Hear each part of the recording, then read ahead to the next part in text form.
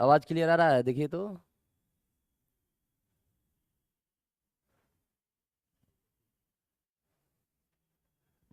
चलिए तब कल कहाँ तक चले थे? कल आप लोग को 1600, इसके बाद 1773, इसके बाद 1784, इसके बाद 1786, इसके बाद 1793, इसके बाद 1813, इसके बाद 1853। यहां तक कल की चर्चा हो चुकी है। आज लेकर चलते हैं इसके आगे। पहले आप लोग बताइए, क्वेश्चन का जवाब दीजिए, हम वेट कर रहे हैं सबका।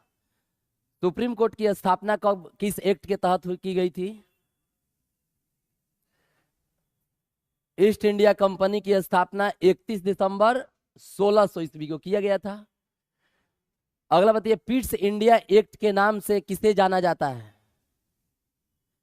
पिट्स इंडिया एक्ट के नाम से किसे जाना जाता है? Pitt's India act 1784। अगला बताइए, सुप्रीम कोर्ट की, कलकत्ता सुप्रीम कोर्ट की स्थापना किस एक्ट के तहत की गई? कोलकाता सुप्रीम कोर्ट की स्थापना किस एक्ट के तहत की गई?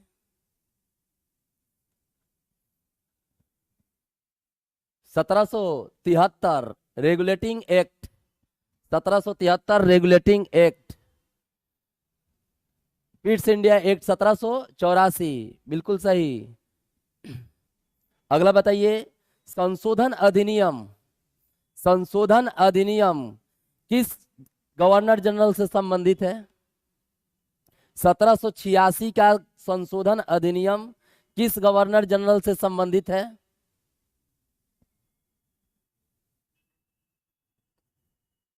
Lord Cornwallis. Lord Cornwallis.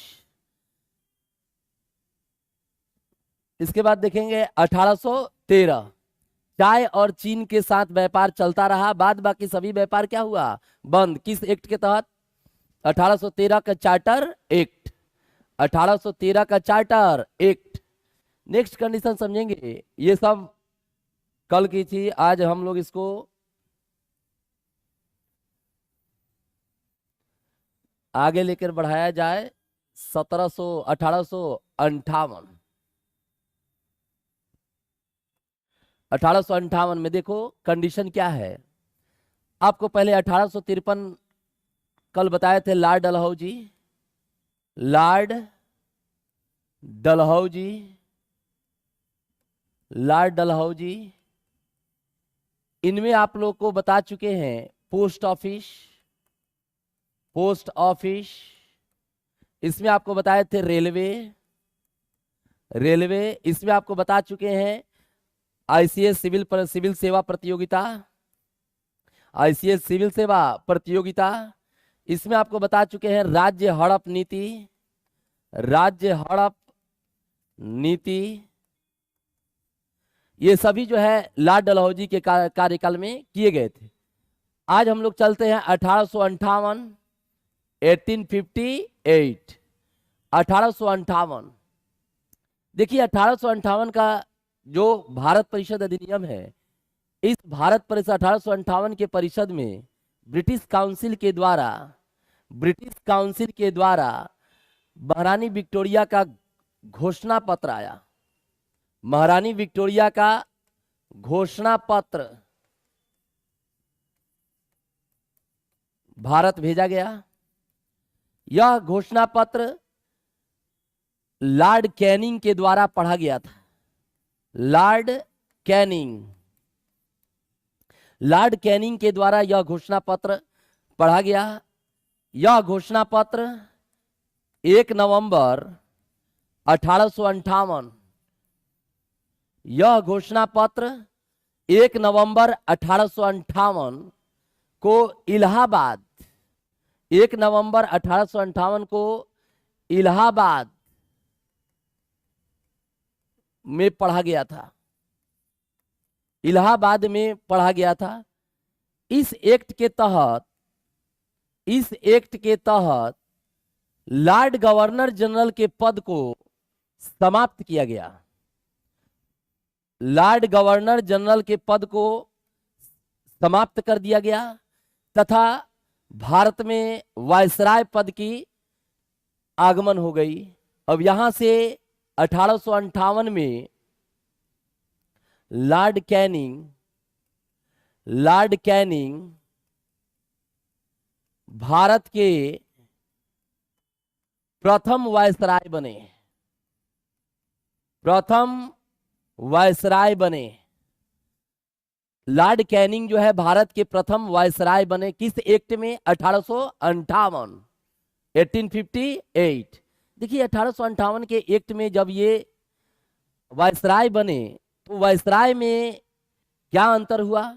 तो वायसराय में जो यह भारतीय जो सत्ता थी, भारतीय सत्ता को यानी कि अर्थात ईस्ट इंडिया कंपनी के सत्ता को समाप्त करके पूरी तरह से समाप्त कर दिया गया। और ईस्ट इंडिया कंपनी के सत्ता को समाप्त करके यह टोटली ब्रिटेन के क्राउन के पास चला गया। यानी कि यह जो है ब्रिटेन से भारत का शासन चलने लगा। भारत का शासन चलने लगा कहां से? ब्रिटेन से।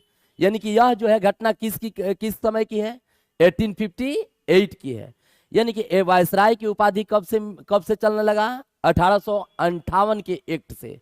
इसके पहले आप लोग को तीनों याद रखेंगे, एक साथ आपको बता चुके हैं। फर्स्ट जो आप लोग को बताए हैं 1773, पहला जो बदलाव हुआ 1773 में हुआ था, बिल्कुल याद होगा। इसके बाद जो बदलाव आपको बताए थे 1833।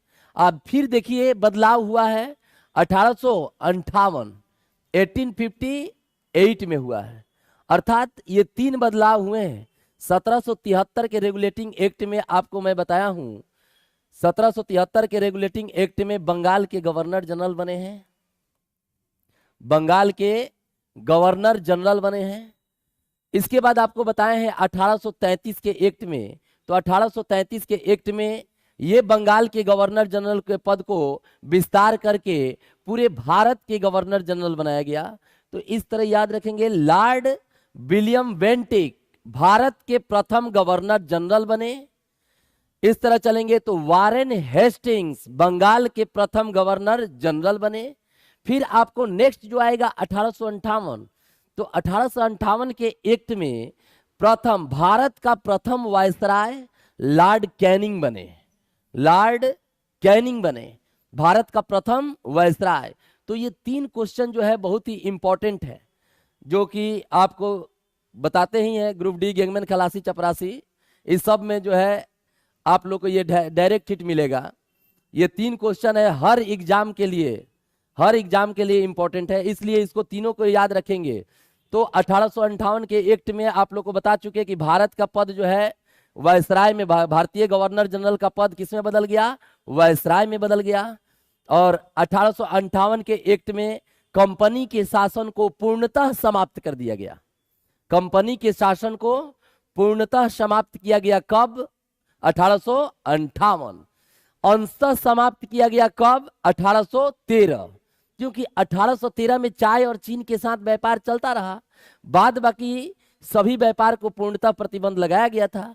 किंतु जो है 1858 के एक्ट में पूरी तरह से शासन के, कंपनी के शासन को समाप्त कर दिया गया। और इस समय भारत में वायसराय पद को शुरुआत की गई कब? 1858 में। बात समझ में आ गया होगा? तो इसे नोट्स बनाते चलेंगे, नेक्स्ट समझेंगे। अब इसे 1858, 1858 कौन भेजी थी घोषणा पत्र? महारानी विक्टोरिया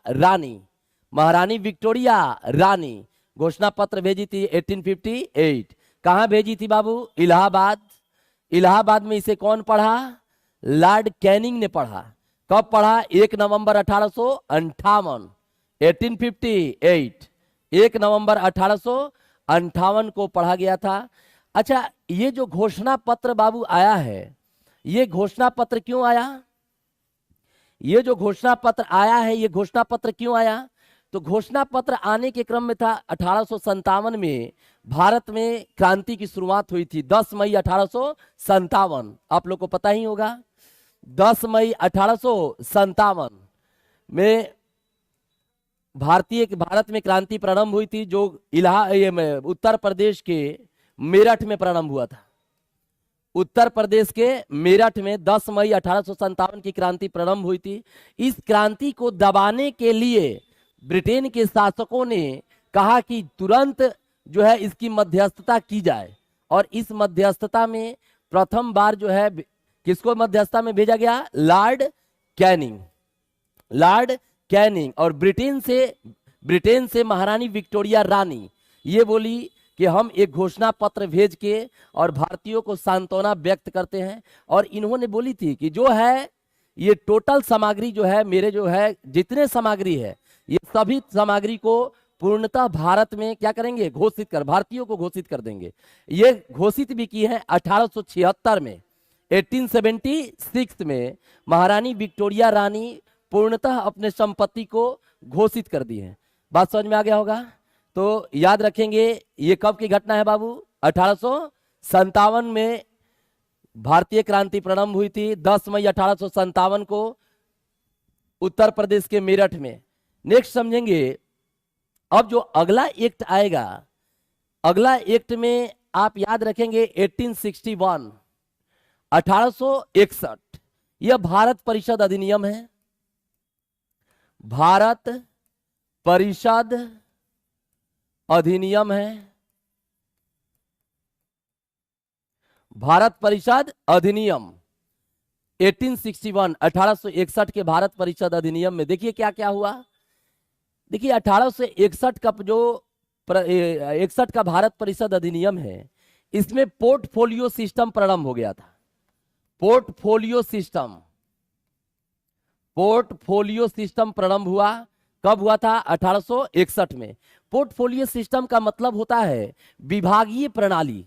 विभागीय प्रणाली, ये विभागीय प्रणाली में जैसे आपको आज के डेट में आप देख रहे हैं रेल मंत्री, कपड़ा मंत्री है कि नहीं है, विभिन्न प्रकार के जो मंत्रालय का आज के डेट में कंसेप्ट है, ये कंसेप्ट जो है 1861 के भारत परिषद अधिनियम के तहत लाया गया था।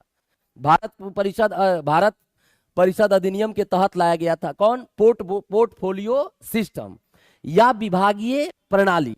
विभागीय प्रणाली, तो इसे बिल्कुल याद रखेंगे 1861 में हुआ। दूसरा कंडीशन जो है, सबसे इंपॉर्टेंट कंडीशन क्या है, इसमें भारतीय बजट की शुरुआत हुई थी। कौन बजट बाबू? भारतीय बजट। भारतीय बजट की शुरुआत हुई थी 1861 में। कैसे? तो ध्यान से समझेंगे। भारतीय बजट में एक कंसेप्ट आप लोगों को बताते चल रहे हैं, एक एक कंडीशन याद रखेंगे। एक जेम्स विल्सन है, जेम्स विल्सन।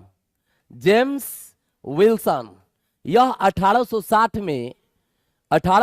में भारत में बजट की कल्पना, बजट की कंसेप्ट अवधारणा दिए थे। बजट की अवधारणा जेम्स विल्सन द्वारा दिया गया था। अर्थात कहने का अर्थ हुआ, आपसे क्वेश्चन कैसे पूछेगा? आपसे क्वेश्चन पूछेगा भारतीय बजट का जनक कौन है? तो भारतीय बजट का जनक जेम्स विल्सन है। भारतीय बजट को सर्वप्रथम कब बनाया गया? 1860 में बनाया गया, 1860 में बनाया गया। बात समझ में आ गया होगा? भारतीय बजट का जनक कौन है? जेम्स विल्सन है। भारतीय बजट को कब पेश किया गया? 1860 में। अब देखिए अगला कंडीशन इसमें बजट से, अब इसी जगह पे मैं बजट को खत्म करने जा रहा हूं। देखिए बजट में लेके चलेंगे तो आप एक एक कंडीशन याद रखिए। बजट में चलेंगे तो हेडिंग लिख लीजिए बजट। क्या लिख लेंगे बाबू? बजट। देखो बजट के कंसेप्ट में इसी जगह पे बजट को मैं शेष कर रहा हूं। देखो कैसे आपसे क्वेश्चन पूछेगा भारतीय बजट के जनक कौन है? तो भारतीय बजट के जनक जेम्स विल्सन है। जेम्स विल्सन है। भारतीय बजट को कब पेश किया गया? 1860 में पेश किया गया, 1860 में पेश किया गया। इसके बाद आपसे क्वेश्चन पूछे जाएंगे कि विश्व के प्रथम बजट को निराधार कौन दिया था? रॉबर्ट वालपोल ने दिया था। रॉबर्ट वालपोल ने दिया था बाबू। 1733 ईस्वी में दिया था। 1733 ईस्वी में दिया था रॉबर्ट वालपोल। बात समझ में आया? ये कंसेप्ट बिल्कुल याद रखेंगे। पहला कौन हुआ? भारतीय बजट का जनक जेम्स विल्सन 1860 में। विश्व के बजट का जनक रॉबर्ट वालपोल, ये 1733।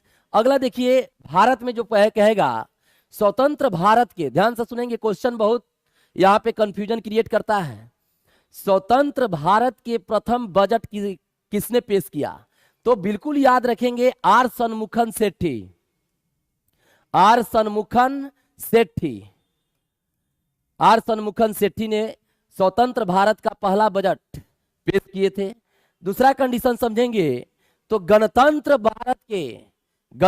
भारत में प्रथम जो बजट पेश किए थे जॉन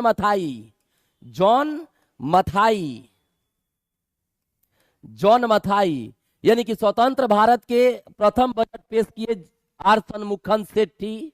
फिर इसी को तुरंत उलट कर पूछा कि गणतंत्र भारत के प्रथम बजट किसने पेश किया? तो हमने आंसर क्या देंगे? जॉन मथाई। बात समझ में आ गया होगा।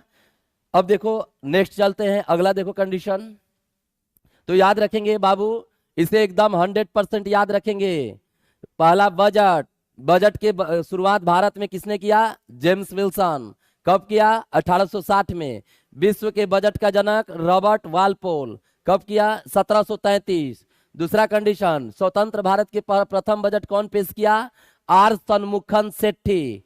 फिर पूछेगा आपको गणतंत्र भारत के प्रथम बजट कौन पेश किया? जॉन मथाई। बात समझ में आ गया होगा। अब चलते हैं अगला कंडीशन। इसे आप लोग नोट्स बनाते चलें, जिससे क्लास में भी आपको किसी प्रकार की दिक्कत ना हो।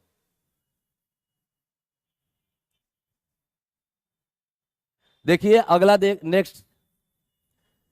तो आपको मैं बताया कि स्वतंत्र भारत के प्रथम बजट, गणतंत्र भारत के प्रथम बजट। इस तरह से एक और क्वेश्चन आपसे पूछे जाएंगे कि भारत में सर्वाधिक बजट किसने पेश किया? भारत में सर्वाधिक बजट किसने पेश किया? तो आप बिल्कुल याद रखेंगे, मोरारजी देसाई।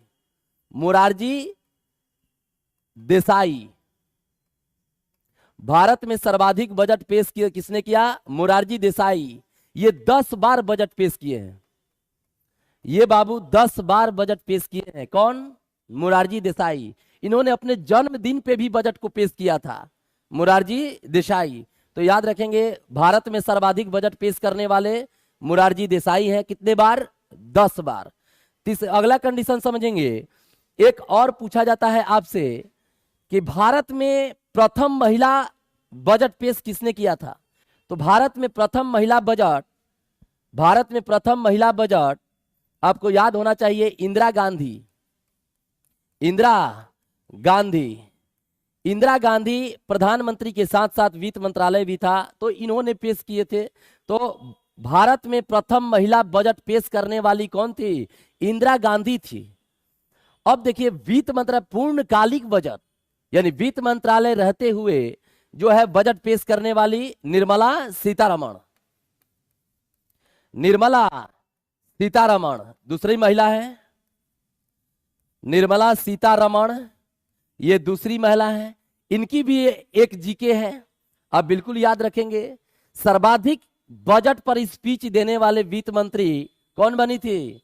निर्मला सीतारमण। सर्वाधिक बजट पे स्पीच देने वाली कौन बनी है? निर्मला सीतारमण। बात समझ में आ गया होगा। तो इस तरह से इसे बजट के रूप में याद रखेंगे। पहला जो है हमने बताया, विश्व का बजट रॉबर्ट वालपोल, भारतीय बजट जेम्स विल्सन, स्वतंत्र भारत के बजट आर सन्मुखन सेठी, गणतंत्र भारत के बजट जॉन मथाई, सर्वाधिक बार बजट मोरारजी देसाई। फिर पूछेगा भारतीय महिला में प्रथम बजट पेश करने वाली इंदिरा गांधी, और वित्त मंत्रालय के रूप में पूर्णकालिक बजट पेश करने वाली निर्मला सीतारमण, सर्वाधिक स्पीच बजट पर सर्वाधिक भाषणबाजी करने वाली निर्मला सीतारमण। बात समझ में आ गया होगा। तो इस तरह से एक एक तथ्य को आप लोग नोट्स बनाते चलेंगे। नेक्स्ट देखेंगे आप लोग, एक बाबू बजट होता है, बजट के कंसेप्ट में याद रखेंगे, एक बजट होता है जीरो बजट यानी शून्य बजट। जीरो बजट का मतलब क्या हुआ? शून्य बजट। जीरो बजट का मतलब हुआ शून्य बजट। शून्य बजट का अर्थ क्या होता है? क्वेश्चन ये भी आता है कि शून्य बजट से क्या समझते हैं। तो शून्य बजट का अर्थ होता है बिल्कुल नए सिरे से बजट को तैयार करना। बिल्कुल नए सिरे से बजट को तैयार करना, उसे क्या कहा जाता है? शून्य बजट कहा जाता है। बिल्कुल नए सिरे से बजट तैयार करना, बिल्कुल नए सिरे से बजट तैयार करना, उसे शून्य बजट कहा जाता है। बिल्कुल नए सिरे से बजट तैयार करना, इसे शून्य बजट कहा जाता है। नेक्स्ट कंडीशन समझेंगे। देखिए, एक आता है आउटकम बजट। कौन सा बजट? Outcome budget. देखिए, आउटकम बजट को भारत में पी चिदम्बरम ने पेश किया था। आउटकम बजट भारत में कौन पेश किया था? पी चिदम्बरम, कांग्रेस के थे। कांग्रेस उस समय कांग्रेस के वित्त मंत्री थे, और इन्होंने आउटकम बजट को पेश किया था। कौन सी बजट? Outcome budget. बात समझ में आ गया होगा। तो अभी तक मैंने जितने बजट का चर्चा किया, इस बजट को आप लोग भली भांति नोट्स बनाते चलेंगे। एक जीरो बजट बताएं। जीरो बजट का अर्थ होता है बिल्कुल नए सिरे से बजट को तैयार करना, बिल्कुल नए सिरे से बजट को तैयार करना। एक होता है आउटकम बजट। इन्होंने किसने पेश किया? तो पी चिदम्बरम ने पेश किया। कौन सा बजट? Outcome budget. बात समझ में आ गया होगा। कोई दिक्कत बिल्कुल नहीं होनी चाहिए।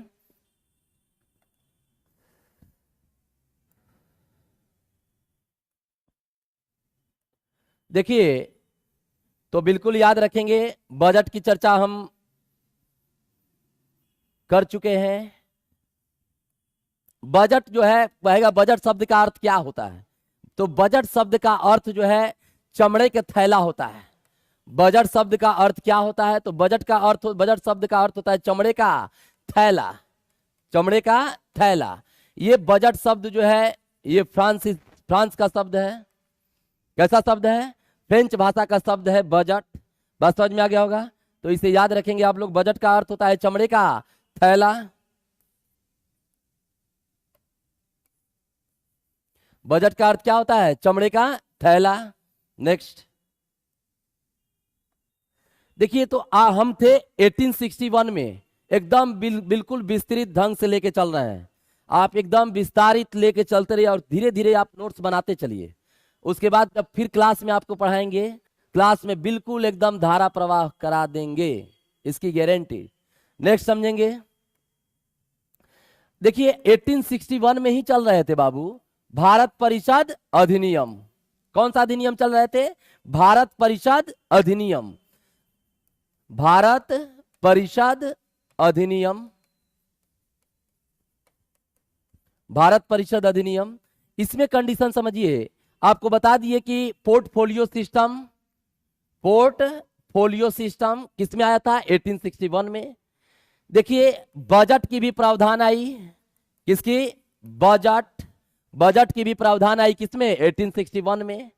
यानी 1860 में आपको कंसेप्ट दे चुके थे। 1860 में कौन? James Wilson. अभी बताए थे जेम्स विल्सन। अगला कंडीशन समझेंगे। बजट के साथ साथ इनकम टैक्स की चर्चा। इनकम टैक्स की भी चर्चा। इनकम टैक्स की भी चर्चा बाबू इसी 1861 में भारत परिषद अधिनियम में हुआ था। कौन किसकी चर्चा? आयकर टैक्स, आयकर इनकम टैक्स की चर्चा। बात समझ में आ गया होगा। तो याद रखेंगे, 1861 में पोर्टफोलियो सिस्टम चला, बजट की चर्चा हुई, इनकम टैक्स की चर्चा हुई। बात समझ में आ। और भारतीय बजट के जनक जेम्स विल्सन, और विश्व के बजट का जनक रॉबर्ट वालपोल, सर्वाधिक बार बजट पेश करने वाले मोरारजी देसाई, ये गैर कांग्रेसी प्रधानमंत्री भी थे। ये आपसे पूछा जाएगा क्वेश्चन कि भारत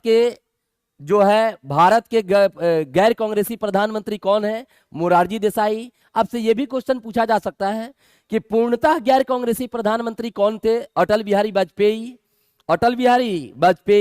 बात समझ में आ गया होगा। तो ये दो चार क्वेश्चन जो है हट कर आते हैं, आप बिल्कुल याद रखेंगे इसे। बात समझ में आ गया होगा। तो 1861 में बिल्कुल आप कंसेप्ट के साथ दोहराते रहेंगे। बिना रिवीजन का जीके जीएस अपने अंदर प्रवेश करना संभव नहीं है। जीके जीएस तभी सही हो सकता है, बार बार आप रिवीजन करिए, इसमें आपकी महत्वपूर्ण भूमिका होनी चाहिए। नेक्स्ट कंडीशन समझेंगे। देखिए 1861 के बाद 1892 Indian council act, Indian council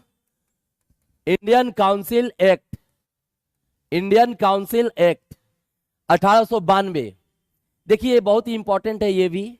आप 1892 में इंडियन काउंसिल एक्ट के तहत कहा गया, सबसे पहले जो क्वेश्चन आता है अप्रत्यक्ष निर्वाचन प्रणाली, अप्रत्यक्ष निर्वाचन प्रणाली, अप्रत्यक्ष निर्वाचन प्रणाली, अप्रत्यक्ष निर्वाचन प्रणाली की शुरुआत, अप्रत्यक्ष निर्वाचन प्रणाली की शुरुआत 1892 के इंडियन काउंसिल एक्ट में किया गया था। बात समझ में आ गया होगा। तो ये एक कंडीशन है। दूसरा कंडीशन समझेंगे इसका क्या है। देखिए 1892 में बजट पर भारतीयों को बहस करने का अधिकार दिया गया था। बजट पर बहस करने का अधिकार, बजट पर बहस करने का अधिकार, बहस करने का अधिकार दिया गया था। बजट पर बहस करने का क्या दिया गया बाबू? अधिकार दिया गया। किस पर? 1892 के इंडियन काउंसिल एक्ट पर। बात समझ में आ गया होगा। अब देखिए हम लोग तो भाई भारतीय थे उस समय, आप लोग को पता ही होगा, कोरा बरसावे में पीछे ना रहत रहे लो। तो उस समय जो है आप प्रश्न पूछ सकते थे, मगर किस प्रकार के प्रश्न पूछ सकते थे? अनुपूरक प्रश्न पूछने के, अनुपूरक प्रश्न पूछने के लिए मनाही था, यानी प्रतिकूल प्रश्न नहीं पूछ सकते हैं। आप अनुकूल प्रश्न पूछ सकते हैं कि हाँ बजट में इसकी चर्चा हो जाएगी तो बहुत अच्छा होगा, इसकी चर्चा हो जाएगी तो बहुत अच्छा होगा। अर्थात आप जो है सुझाव के तहत आप ले सकते हैं, यानी कि ऐसा कर दीजिएगा तो मेरे लिए उपकार हो जाएगा, यानी कि भिक्षा मांगने के जैसा लगे आपको। बात समझ में आ, यानी कि बहसबाजी करने का अधिकार दिया गया, किंतु इसमें जो है आप प्रतिकूल प्रश्न नहीं पूछ सकते हैं, अनुकूल प्रश्न पूछ सकते हैं। बात समझ में आ? किस एक्ट में? 1892 के इंडियन काउंसिल एक्ट में। बात समझ में आ गया होगा। तो इस तरह से बिल्कुल इसे याद रखेंगे। इंडियन काउंसिल एक्ट में अप्रत्यक्ष निर्वाचन प्रणाली की शुरुआत हुई, बजट पर बहस करने का अधिकार दिया गया, अनुकूल प्रश्न पूछने के लिए भारतीयों को इजाजत मिली। किस एक्ट में बाबू? 1892। बात समझ में आ गए होंगे, बोलिए। हाँ, थोड़ा सेशन को शेयर किया कीजिए ताकि मनोबल बढ़े। हाँ, सिर्फ थोड़ा सेशन को शेयर करिए, लाइक करिए, शेयर करिए, सब्सक्राइब करिए, तभी जाकर मनोबल क्या होगा? बढ़ेगा। तो फिर हम लोग आप लोग के लिए हमेशा मौजूद रहेंगे, उपस्थित रहेंगे। बात समझ में आ गया होगा। नेक्स्ट कंडीशन समझेंगे। 1892 के इंडियन काउंसिल एक्ट आपको बता चुके हैं। अब 1909 में आएंगे। 1909 आप लोग को पढ़ा चुके हैं। 1909 में मार्ले मिंटो सुधार। देखिए 1909 में एक्ट को मार्ले मिंटो सुधार के नाम से जानते हैं, मार्ले मिंटो सुधार के नाम से जानते हैं, मार्ले मिंटो सुधार के नाम से जानते हैं। किसको? 1909। देखिए मार्ले क्या थे? तो मार्ले बाबू सचिव थे। मार्ले क्या थे? सचिव थे। और मिंटो क्या थे? वायसराय थे। मिंटो क्या थे? वायसराय थे। बात समझ में? मार्ले क्या थे? सचिव थे। मिंटो क्या थे? वायसराय थे। अब कंडीशन जो है 1909 में आते हैं।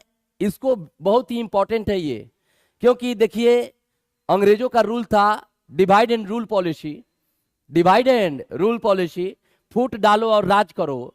वो लोग जो है इस एक्ट पर सर्वाधिक जो है बल दिए और उन्होंने मुस्लिमों के लिए पृथक निर्वाचन क्षेत्र की व्यवस्था कर दी है।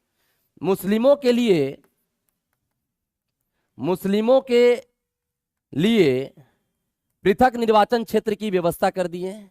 इस एक्ट में 1909 के मार्ले मिंटो सुधार, 1909 के मार्ले मिंटो सुधार, यानी कि देखिए पहला जो है अंग्रेजों द्वारा सांप्रदायिक बीज किसमें बोया गया? तो पहला जो है अंग्रेजों द्वारा सांप्रदायिक बीज 1909, अंग्रेजों द्वारा सांप्रदायिक बीज 1909 के मार्ले मिंटो सुधार में बोया गया था। 1909 के मार्ले मिंटो सुधार में बोया गया था। बात समझ में आ गया होगा। बिल्कुल एक एक करके लेके चल रहे हैं, फिर से हम इसको रिकेप भी कराएंगे, तो आप लोग इसका क्या करें, नोट्स बनाते चलें।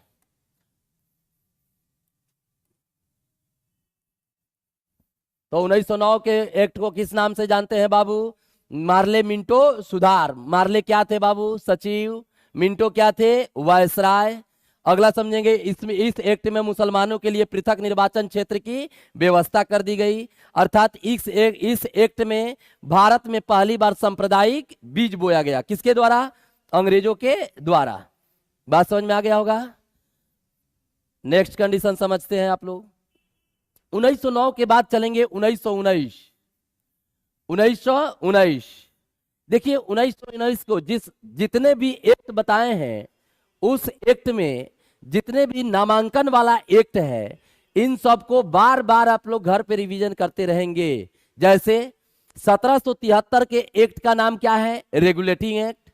1784 के एक्ट का नाम क्या है? Pitt's India act. Pitt's India act. 1813 के एक्ट का नाम क्या है? Charter act. कौन सा एक्ट? Charter act. फिर आपको इसी तरह से याद रखेंगे, 1909 का नाम क्या हो गया? मार्ले मिंटो सुधार। कौन सा एक्ट हो गया? मार्ले मिंटो सुधार। अब जो बताने जा रहे हैं 1919, 1919 वाला जो एक्ट है, इसका नाम है मोंटेग्यू चेम्सफोर्ड सुधार। क्या नाम होगा बाबू?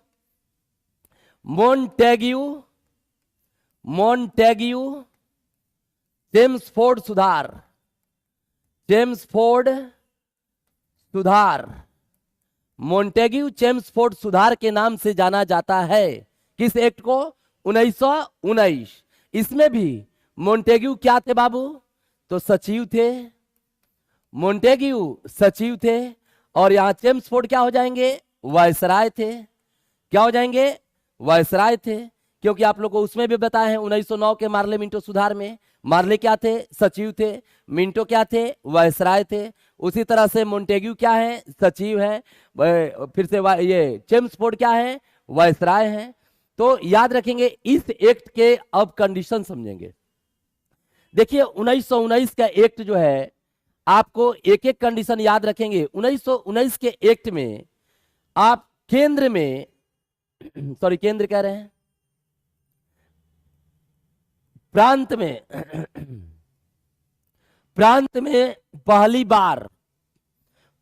में पहली बार डायरची सिस्टम लागू की गई। द्वैध शासन। प्रांत में पहली बार द्वैध शासन लागू की गई थी। द्वैध शासन लागू की गई थी। डायरची सिस्टम लागू की गई थी 1919 के एक्ट में। पहली बार जो है डायरची यानी द्वैध शासन लागू की गई थी। आप लोग बिल्कुल याद रखेंगे, 1919 एक्ट में ईसाइयों के लिए धर्म प्रचार की भी छूट थी, और ईसाइयों के लिए पृथक निर्वाचन क्षेत्र की भी व्यवस्था करने की बात चली थी 1919 के एक्ट में। 1919 के एक्ट में चला था। अगला कंडीशन समझेंगे, 1919 में कुछ हटकर जो है आपको हिस्ट्री के तौर पे लेके आपको बताते हैं। 1919 जो है ये बहुत ही इंपॉर्टेंट है। आप लोगों को हम मॉडर्न हिस्ट्री में भी जो आपको राज्यवार तिथि परिचय पढ़ाए हैं, तो राज्यवार तिथि परिचय में आप लोग को बिल्कुल इसका परिचय करवाए हैं। देखिए, जीके जीएस का मैक्सिमम पार्ट मैं चाहता हूं कि आपको कम से कम कैसे किस हिसाब से हर टॉपिक पे आपको नॉलेज करा दूं। तो ये मुहिम मैं आगे चला दिया हूं।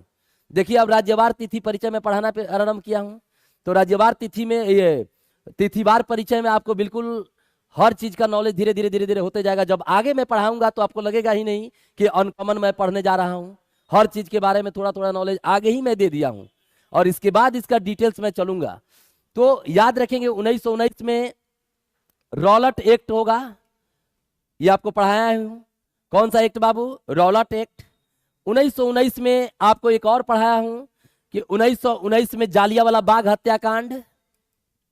जालियांवाला बाग हत्याकांड 1919 की ही घटना है। और रॉलट एक्ट, जिसे काला कानून कहते हैं, काला कानून के तहत आपको बताए हैं नो अपील नो दलील नो वकील, नो अपील नो दलील नो वकील के नाम से इस रॉलट एक्ट को जानते हैं। तीसरा कंडीशन समझेंगे, जालियांवाला बाग हत्याकांड भी होगा। और इसी में आपको मैं बताया हूं कि खिलाफत आंदोलन के अध्यक्ष कौन बने थे? महात्मा गांधी। खिलाफत आंदोलन के अध्यक्ष महात्मा गांधी बने थे। कौन बने थे? महात्मा गांधी। यानी खिलाफत आंदोलन भी आपको इसी में बताए हैं, 1919। और मोंटेग्यू चेम्सफोर्ड सुधार के नाम से ही जानते हैं। बात समझ में आ गया होगा, ये 1919। देखिए अगला जो नोट डाउन करिएगा, इसको बहुत ही इंपॉर्टेंट है। 1919 में ही महिलाओं को वोट देने का अधिकार प्राप्त किया गया था। महिलाओं को वोट देने का अधिकार कब दिया गया? 1919।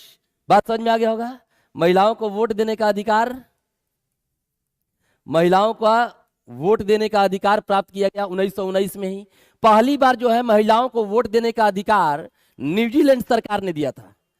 पहली बार महिलाओं को वोट देने का अधिकार न्यूजीलैंड ने दिया था। बात समझ में आ गया होगा, तो इसे भी नोट डाउन कर लेंगे।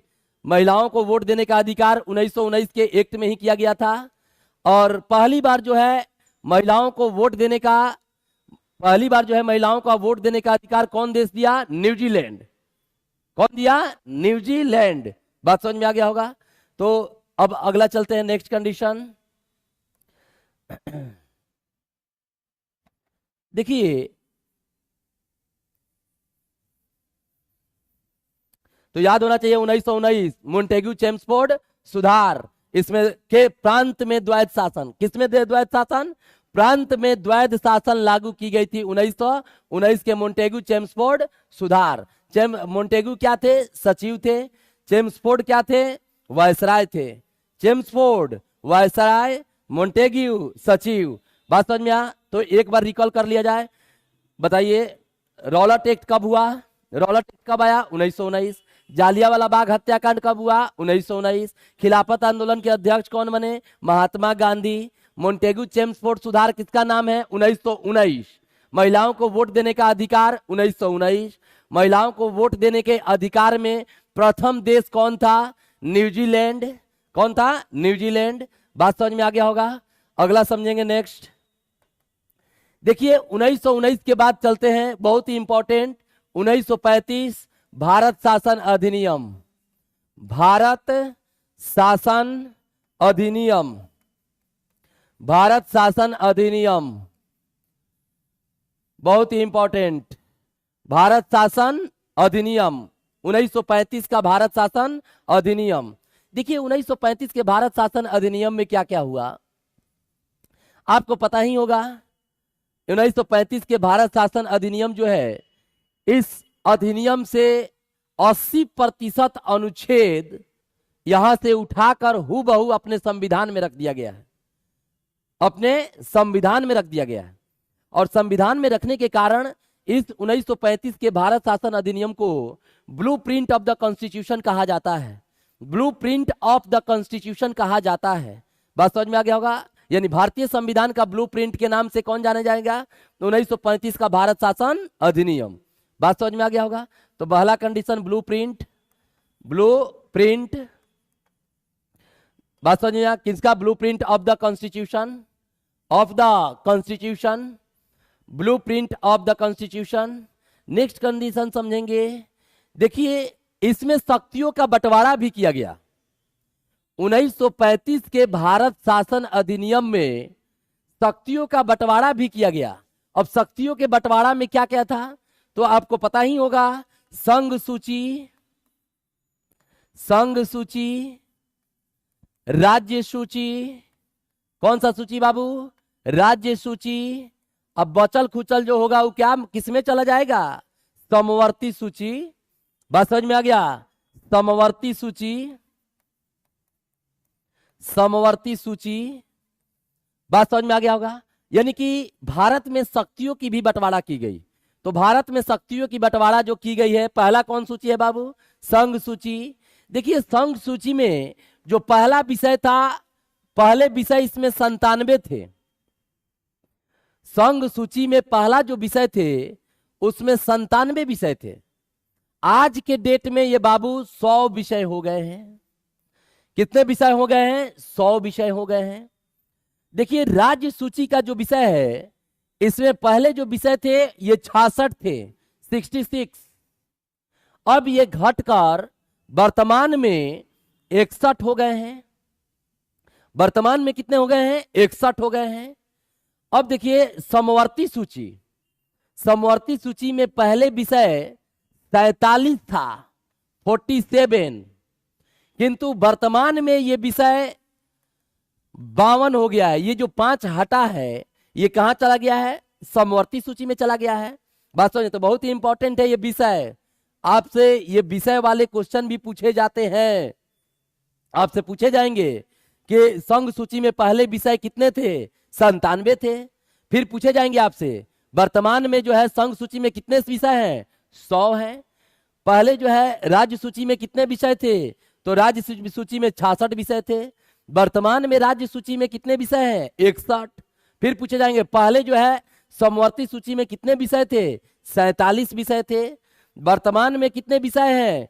52 विषय हैं। बात समझ में आ गया होगा। तो इस तरह से क्वेश्चन आपसे इसमें पूछे जाएंगे। भारत शासन अधिनियम, बात समझ में आ गया होगा बाबू। तो बिल्कुल याद रखेंगे, इसे इरेज करते चलते हैं। आप लोग इसे लिखते चलेंगे, नोट डाउन बनाते चलेंगे, ताकि क्लास में फिर से मैं जब किसी भी क्लास में मैं स्टार्ट करूं ऐसा ना लगे कि मैं इसे पहला बार पढ़ रहा हूं। बात समझ में आया? हाँ, मेरे लिए आसान ही ना होगा जब आप लोग को यह धारा प्रवाह किए रहेंगे, तो हमारे लिए तो आसान ना हो जाएगा, बिल्कुल आसान हो जाएगा। तो इसलिए याद रखेंगे 1935 में ही चल रहे हैं। देखिए आपको बताएं शक्तियों का बंटवारा हुआ, आपको बताएं कि संविधान में हूबहू जो है इसमें से 80% जो है अनुच्छेद रख दिया गया संविधान में, तो इसलिए ब्लूप्रिंट ऑफ द कॉन्स्टिट्यूशन कहते हैं। अब अगला कंडीशन समझेंगे, इसमें जो है आरबीआई की स्थापना भी हुई थी। किसकी स्थापना हुई? आरबीआई। बस 1 अप्रैल 1935 को आरबीआई की स्थापना की गई थी हिल्टन यंग आयोग की सिफारिश पर। किस आयोग की सिफारिश पर? हिल्टन यंग आयोग के सिफारिश पर। बात समझ में आ गया होगा। हिल्टन यंग आयोग के सिफारिश पर 1935 में आरबीआई की स्थापना की गई। और आरबीआई का राष्ट्रीयकरण कब किया गया बाबू? 1949, 1 जनवरी 1949। बात समझ में आ गया होगा। तो आरबीआई की स्थापना 1935 के भारत शासन अधिनियम के तहत किया गया था। दूसरा कंडीशन समझेंगे, इस 1935 के भारत शासन अधिनियम में आपको बर्मा ब्रैकेट में म्यांमार, यानी वर्तमान नाम क्या है? म्यांमार है। ब्रैकेट में क्या हो जाएगा? म्यांमार। यानी कि बर्मा म्यांमार जो है 1935 के भारत शासन अधिनियम के तहत, 1935 के भारत शासन अधिनियम के तहत इसे क्या कर दिया गया? अलग किया गया। किस एक्ट के तहत? 1935 के भारत शासन अधिनियम के तहत। बात समझ में आ गया होगा। अगला कंडीशन समझेंगे बाबू, सबसे इंपॉर्टेंट क्या होने वाला है। तो देखिए जो आपको 1919 के एक्ट में हम बताए हैं कि केंद्र में प्रांत में द्वैध शासन लागू की गई 1919 के भारत मोंटेग्यू चेम्सफोर्ड सुधार में, उस एक्ट को समाप्त कर दिया गया। और उस एक्ट को समाप्त करके और इसी में किया गया था, यानी कि प्रांत में द्वैध शासन, प्रांत में द्वैध शासन समाप्त कर दिया गया। क्या कर दिया गया बाबू? समाप्त कर दिया गया। और केंद्र में द्वैध शासन प्रारंभ कर दी गई। बात समझ में? बहुत ही इंपॉर्टेंट है ये बात समझ में। हर एग्जाम के लिए थोड़ा सा अगर हाईली प्रोफाइल में जाएंगे देने, यहां से क्वेश्चन आएंगे। प्रांत में द्वैध शासन कब लागू हुआ? 1919 के मोंटेग्यू चेम्सफोर्ड सुधार। प्रांत में द्वैध शासन कब समाप्त किया गया? 1935 के भारत शासन अधिनियम।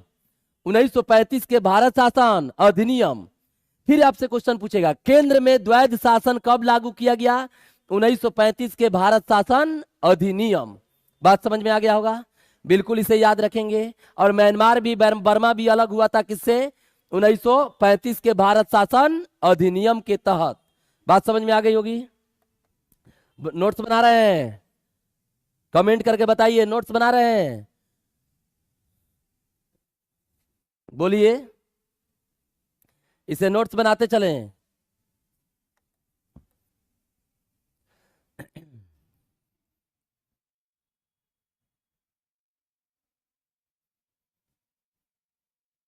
उन्नीस सौ 35 का भारत शासन अधिनियम समझ में आया? यस और नो?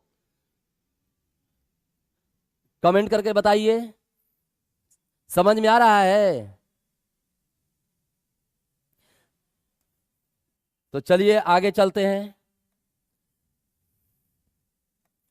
देखिए अगला कंडीशन क्या है 1935 के भारत शासन अधिनियम, बिल्कुल याद रखेंगे। एक बार इसे 2 मिनट में हम रिकॉल करवाएंगे ना, घबरा के हो रहे हैं, बिल्कुल रिकॉल कराएंगे। अब देखिए 1935 के बाद चलेंगे। आप लोग को पता ही होगा क्रिप्स प्रस्ताव आया था। क्रिप्स प्रस्ताव, कौन सा प्रस्ताव? क्रिप्स प्रस्ताव। तो क्रिप्स प्रस्ताव को गांधी जी क्या किए थे? ठुकरा दिए थे। किस प्रस्ताव को बाबू? कि क्रिप्स प्रस्ताव को गांधी जी क्या किए? ठुकरा दिए। और इसको कहा गया था पोस्ट डेटेड चेक कहा गया। पोस्ट डेटेड चेक कहा गया। किसको? क्रिप्स प्रस्ताव को पोस्ट डेटेड चेक कहा गया था। और यह ऐसा चेक है जिसका बैंक पहले ही डूब चुका है। यह एक ऐसा चेक है जिसका बैंक पहले ही डूब चुका है। बात समझ में आ गया होगा आप लोग को? तो ये इसके बारे में अभी आप लोग को राज्यवार तिथि परिचय में मैं बताया हूं। बात समझ में आ गया होगा? तो याद रखेंगे आप लोग क्रिप्स प्रस्ताव। अब क्रिप्स प्रस्ताव को ठुकराकर महात्मा गांधी 8 अगस्त 1942 भारत छोड़ो आंदोलन प्रारंभ किए थे। क्रिप्स प्रस्ताव को ठुकराकर महात्मा गांधी 8 अगस्त 1942 को भारत छोड़ो आंदोलन प्रारंभ किए थे, जिसे अगस्त क्रांति के नाम से भी जानते हैं। भारत छोड़ो आंदोलन को अगस्त क्रांति के नाम से भी जानते थे। देखो गांधी जी अहिंसा का बहुत बड़ा, अहिंसा जो है, अहिंसा परमो धर्म के मानते थे।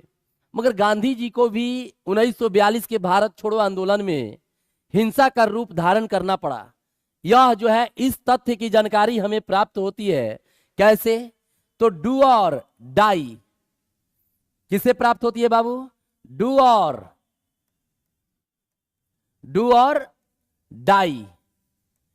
और डाई कोटेशन से आपको पता चलता है कि गांधी जी भी अहिंसा का रूप धारण किए थे भारत छोड़ो आंदोलन में। किस आंदोलन में? भारत छोड़ो आंदोलन में।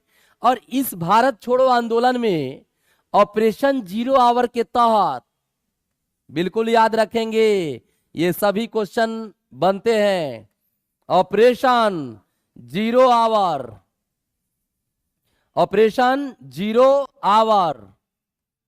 बात समझ में आ? ऑपरेशन 0 आवर के तहत सभी नेताओं को गिरफ्तार कर लिया गया। किसके तहत? ऑपरेशन 0 आवर के तहत सभी नेताओं को गिरफ्तार कर लिया गया। बात समझ में आ गया होगा? और याद रखेंगे ये भारत छोड़ो आंदोलन के बारे में बताए हैं। तो नेक्स्ट कंडीशन देखिए, संवैधानिक क्रम में चलेंगे तो 1942 के बाद आप लोग को पता ही होगा कि 1942 के बाद 1947 की घटना है, 1946 की घटना है, 1946 1946 की घटना है, जिसका नाम है, आप लोग को याद होगा, कैबिनेट मिशन। सब क्लास में मैं पढ़ाया हूं। बात समझ में आ गया होगा? Cabinet mission. तो कैबिनेट मिशन जो है यह भारत आया। कैबिनेट मिशन भारत आया। कब आया बाबू? 1946। 1946। बात समझ में आ गया होगा? कैबिनेट मिशन में ध्यान से सुनो, सदस्य बता के आप लोग को रखते हैं। कैबिनेट मिशन में एक थे लॉरेंस, कैबिनेट मिशन में एक थे लॉरेंस, एक थे Alexander, A B Alexander, A B Alexander, और एक थे sir Stafford Cripps, sir Stafford Cripps थे। बात समझ में आ गया होगा। यानी 3 व्यक्ति थे, एक लॉरेंस थे, एलेक्जेंडर थे, क्रिप्स थे। इसमें जो आपका ये एलेक्जेंडर लॉरेंस जो थे ये अध्यक्ष थे, पैथिक लॉरेंस जो थे ये क्रिप्स मिशन का अध्यक्ष थे। बात समझ में आ गया होगा। क्रिप्स मिशन का अध्यक्ष कौन थे? Pethick Lawrence. बात समझ में आ गई होगी। तो बाबू आज हम लोग कैबिनेट मिशन तक रखा जाए, अगला जो क्लास लेंगे वो सर लेंगे, मगर हम रिकॉल करा देते हैं आपको 2-4 मिनट में। देखिए मैंने बताया आपको पहला डेट आज 1853 से लेके चलते हैं। 1853, 1858, 1858, 1861, 1892, 1892, 1909, 1909, इसके बाद हमने बताया 1919, 1919, इसके बाद हमने बताया 1935 भारत शासन अधिनियम, 1935 के भारत शासन अधिनियम। इसके बाद मैंने चर्चा किया 1942 क्रिप्स मिशन, क्रिप्स प्रस्ताव। इसके बाद मैंने चर्चा किया 1946 कैबिनेट मिशन। कैबिनेट मिशन के मैं अभी सदस्य के बारे में बताकर आप लोग को ये रिकॉल करा देते हैं। देखिए जो रिकॉल में देखिए पहला कंडीशन आपको 1853 में देखो एक एक करके चलते हैं। 1853 तो आपसे पूछेगा पोस्ट ऑफिस की स्थापना 1853, रेलवे की स्थापना 1853, बस आईसीएस सिविल सेवा प्रतियोगिता की शुरुआत 1853, 1853। फिर आपसे पूछेगा आपको राज्य हड़प नीति 1853, राज्य हड़प नीति 1853। फिर 1858 में आया। तो देखिए 1858 में आपको मैं बिल्कुल बता चुका हूं कि गवर्नर जनरल पद को समाप्त करके भारत का वायसराय पद की शुरुआत कर दिया गया। इस तरह से भारत का प्रथम वायसराय कौन बने? भारत का प्रथम वायसराय कौन बने? Lord Canning. बंगाल के प्रथम गवर्नर जनरल कौन बने? Warren Hasting. भारत का प्रथम गवर्नर जनरल कौन बने? Lord William Bentinck, Lord William Bentinck. बात समझ में आ गया होगा। तो इस तरह से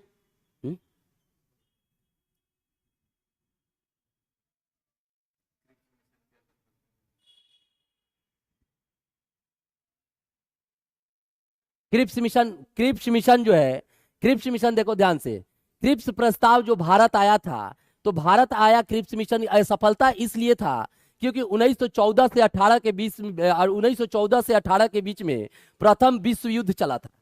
प्रथम विश्व युद्ध चला था 1914 से 18 के बीच।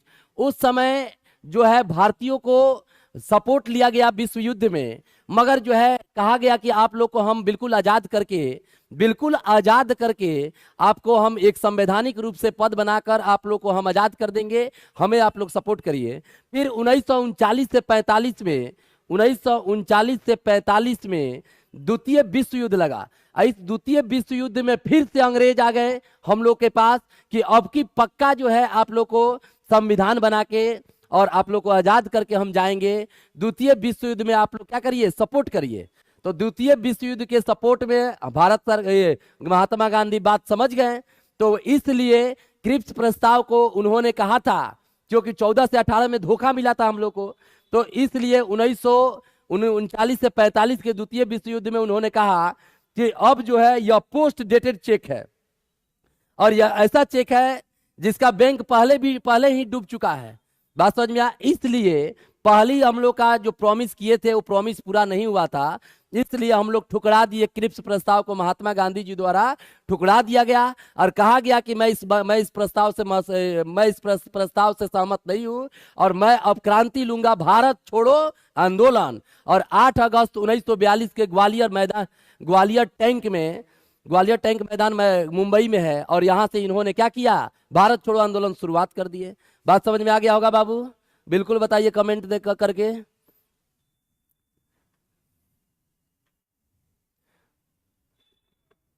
बात समझ में आ गया? आइए सर। हाँ आइए।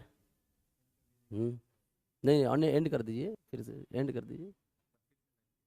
हाँ, कर, फिर आ रहे हैं अब क्लॉक लेकर आदर्श सर।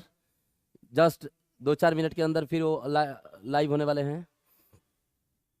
बात समझ में आ गया होगा।